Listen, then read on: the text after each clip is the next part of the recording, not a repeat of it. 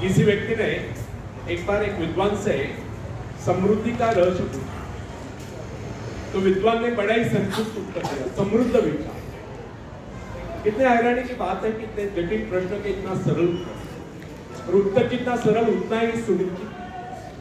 कितने सरल और सुंदर बात है कि जिस व्यक्ति के विचार समृद्ध हो गए उसके परिवार में ही समृद्धि हो गई। अब एक छोटा सा सवाल हम यहाँ उठाते हैं, क्या आप अपने भाग्य को बदलना चाहते हैं? यदि हाँ, तो क्या सड़े गले और रूढ़िवादी विचारों के चलते आप अपने भाग्य को बदल सकते हैं? इसका सटीक और संक्षिप्त उत्तर है नहीं। यदि हमें अपने भाग्य को बदलना है, उसे जगाना है, चमकाना है, तो सबसे पहले हमें अपने विचारों को बदलना होगा, विचारों में जागृति लानी होगी, विचारों को रोशन करना होगा। तब कहीं इस प्रयास में हम सफलता प्राप्त कर सकते हैं। किसी भी आदर्श को क्रियात्मक रूप देने के लिए आवश्यक है आप उस आदर्श अथवा ध्येय को अपने व्यक्तित्व का हिस्सा बनाएं।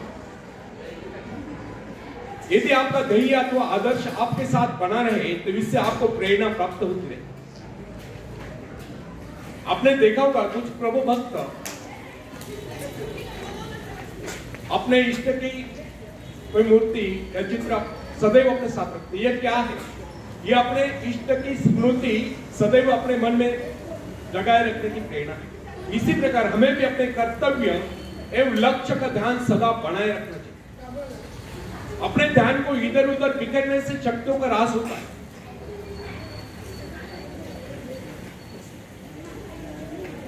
यदि आलसी शीशे पर पड़ने वाली किरणें एक ही स्थान पर केंद्रित की जाए तो वे इतने प्रभावशाली होते कि उनसे आग पैदा हो सकती है, जबकि अव्यवस्थित और बिखरी हुई अवस्था में वे किरणें इतने प्रभावशाली सिद्ध नहीं होती। इसका भी यही कारण है कि जब वे किरणें एक ही स्थान पर होते हैं तो उनके संपूर्ण शक्ति का लक्ष्य एक केंद्र बिंदु होता है। लक्ष्य साधन के लिए एकाग्रता बहुत आवश्यक है। इधर उधर के अनावश्यक कार्यों में लगकर व्यक्ति अपनी क्षमताओं को नष्ट कर देता है। यदि व्यक्ति का आदर्श स्पष्ट रूप से उसके सामने बना रहे तो इससे उसे प्रेरणा प्राप्त होती रहे।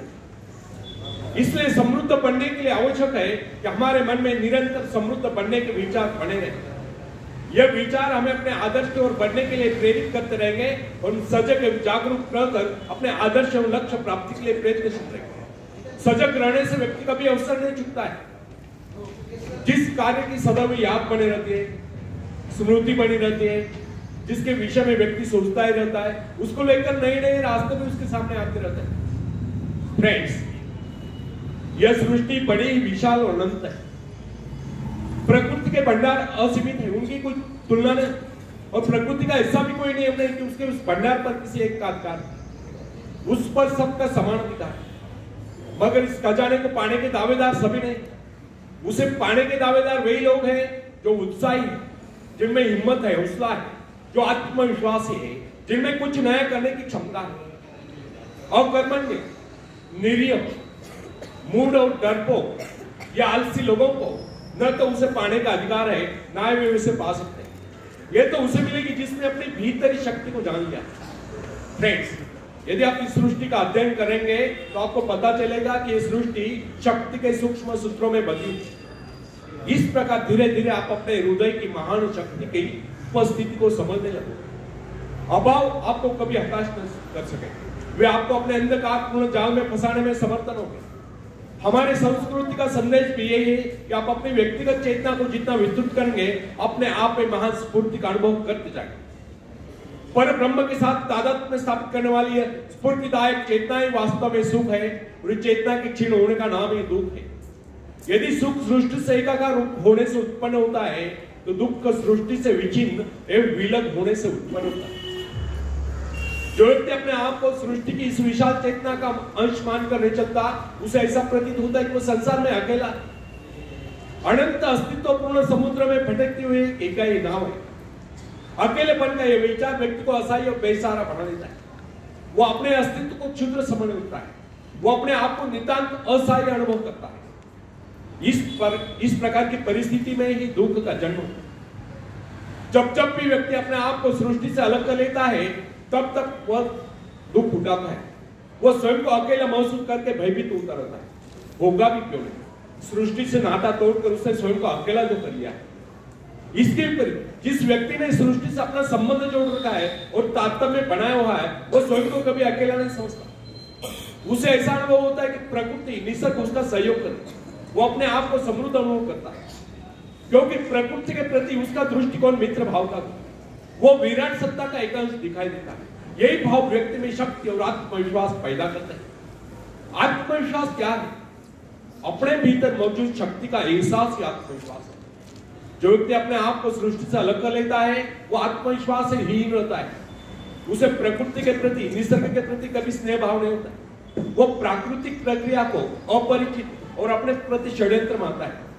ऐसी स्थिति में प्रकृति के अनंत धन स्रोत, अनुपम सौंदर्य एवं समाप्त न होने वाले खजाने उसके लिए नहीं रह जाते। जिसे स्वयं पर विश्वास नहीं होता, वह किसी पर भी विश्वास नहीं करता। उसे ऐसा अनुभव होता है कि प्रकृति उसका सहयोग कर रही है, वो अपने आप को समृद्ध अनुभव करता है, क्योंकि प्रकृति के प्रति उसका दृष्टिकोण मित्र भाव का होता है। वो विराट सत्ता का एक अंश दिखाई देता है। ये भाव व्यक्ति में शक्ति और आत्मविश्वास पैदा करता है। फ्रेंड्स, प्राय लोग ऐसे कहते सुने जाते कि संसार की रचना इस प्रकार हुई कि यहाँ केवल कुछ लोग ही धनी और समृद्ध रह सकते हैं। शेष लोगों को अनिवार्य रूप से साधनहीन, निर्धन और दूसरों का मोहताज रहना पड़ता है। उनके विचारों में सृष्टि में सुख समृद्धि के साधन सीमित होने के कारण सभी लोग समृद्ध नहीं रह सकते। उनका यह विचार है कि संसार प्रतिद्वंदिता है, स्पर्धा है, और जो इसमें सफल हो जाता है वही सुखों का उपभोग कर सकता है। शेष लोगों के भाग में दुख और कष्ट लिखे। परंतु हमारा यह कहना है कि इन लोगों के ऐसे विचार अनुभवहीनता और अज्ञानता के कारण है। प्रकृति ने, निसर्ग ने अपने भंडार सभी के लिए खोल रखे। आप ऐसा क्यों सोचते कि आप भाग्यहीन हैं और भाग्यहीन ही रहोगे? इस प्रकार की मिथ्या धारणा का आधार यह हुआ, जब प्रभु ने इस सृष्टि की रचना की तो मनुष्य के लिए थे साधन नहीं जुटाए, परंतु यह धारणा गलत है।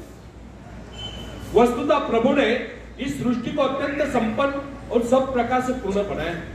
मनुष्य की आवश्यकताओं की पूर्ति के सभी पदार्थ इस धरती पर उपलब्ध है। यदि कोई इस नीति का प्रयोग नहीं कर पाता है तो इसमें उस सृष्टि निर्माता का क्या दोष? विधाता ने तो अपनी रचना संपूर्ण बनाई है। यदि कोई उसे ग्रहण करने में असमर्थ है, आनाकानी करता है, आलस्य में पड़ा रहता है, तो वह जगन्यता क्या कर सकता है? फ्रेंड्स, कहावत प्रसिद्ध है, आप घोड़े को पानी तक ले जा सकते हैं या पानी लाकर घोड़े के सामने रख तो सकते हैं, परंतु उसे पीने के लिए विवश नहीं कर सकते। यदि घोड़े को प्यास लगे है तो पानी पीकर प्यास तो उसे शांत करनी होगी। अपनी गर्दन को झुकाकर पानी में मोह तो उसे डालना होगा। प्रकृति का दोष ठहराने में वास्तविकता में कितनी भिन्नता है, इसकी एक उदाहरण याद रखें। अन्न जीवन की सबसे आवश्यक वस्तु है। शरीर रूपी भट्टी के लिए वह ईंधन का काम करता है। संसार में निर्धनों की प्रमुख समस्या दो की रोगी है।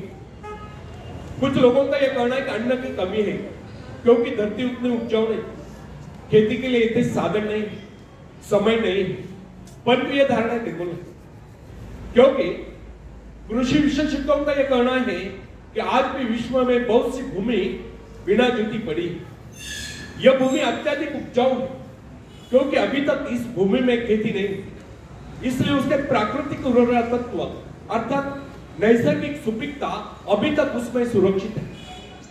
इन कृषि विशेषज्ञों को तो यह भी कहना है, अगर इस सारी भूमि का सही ढंग से उपयोग किया जाए तो अन्न की कुल उपज 2 गुना नहीं तो कम से कम 1.5 गुना अवश्य हो जाएगी। फ्रेंड्स, व्यक्ति के जीवन की बात छोड़िए, सभ्यता के इतिहास का अध्ययन करने पर आपको यह मालूम हो जाएगा कि प्राचीन काल में लोग अपने घरों को प्रकाशित करने के लिए चर्बी का प्रयोग किया करते थे।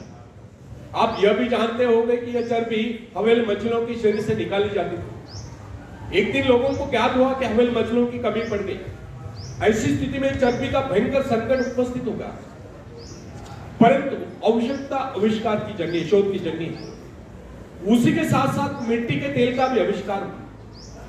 अब कुछ दिन पहले वैज्ञानिकों ने यह घोषित कर दिया कि मिट्टी के तेल की मात्रा भी सीमित है और इस बात की पूरी संभावना है कि कुछ वर्षों में मिट्टी के तेल के कुएं सूख जाएंगे। इससे लोग एक बार फिर चिंतित हो गए, क्योंकि उस काल में शक्ति का मुख्य साधन तेल ही था, जिससे कल कारखाने और अन्य अनेक प्रकार के वाहन चलते थे। लेकिन अगले क्षणों में वैज्ञानिकों ने इस प्रकार की घोषणा कर दी कि अणुशक्ति का प्रयोग प्रतिदिन की आवश्यकताएं पूरी करने के लिए किया जा सकता है।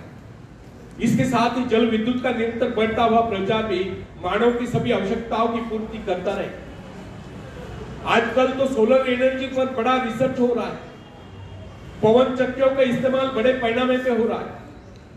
इस प्रकार प्रकृति के अक्षय भंडारों और मनुष्य की चमत्कार पूर्ण आविष्कारक प्रवृत्ति के अनेक उदाहरण इस तथ्य की पुष्टि करते हैं, यदि व्यक्ति उत्साही और स्वावलंबी हो तो उसके लिए इस संसार में किसी चीज की कोई कमी नहीं, खोजने पर वह सब कुछ प्राप्त कर लेता है। इसलिए कहा गया है, जिन्हें खोजा तिन्हें पाइए। मनुष्य को भ्रम होता है कि उसने बहुत कुछ कर लिया, बहुत कुछ पा लिया है और अब प्रकृति के स्रोत खाली हो गए, किंतु यह उसकी भूल है, वह भ्रम में जी रहा। वास्तविकता तो यह है कि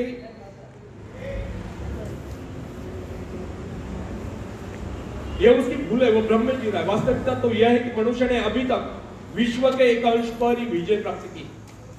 पता नहीं अभी तक पृथ्वी के गर्भ में कितने खजाने अछूते दबे पड़े। यह विशाल ब्रह्मांड और इसका अंतहीन घेरा मनुष्य की प्रतिभा के लिए भयंकर चुनौती है। वैज्ञानिक न्यूटन ने गणित संबंधी नियमों द्वारा इस संसार की विशालता का अनुमान लगा लेने के बाद कहा था, मैं तो अभी तक एक अथांग सागर के तट पर किसी अबोध बालक की तरह आयुवर खाक छानने पर भी मेरे हाथ केवल कुछ सिप्पियां ही लगी है। न जाने इस ब्रह्मांड सागर के धरोतले न जाने कितने करोड़ों करोड़ों माणिक मोती बिखरे हुए पड़े हैं, जिनके हमें अभी भी तलाश है। यह बात सच है कि संसार असीम और अपरिमित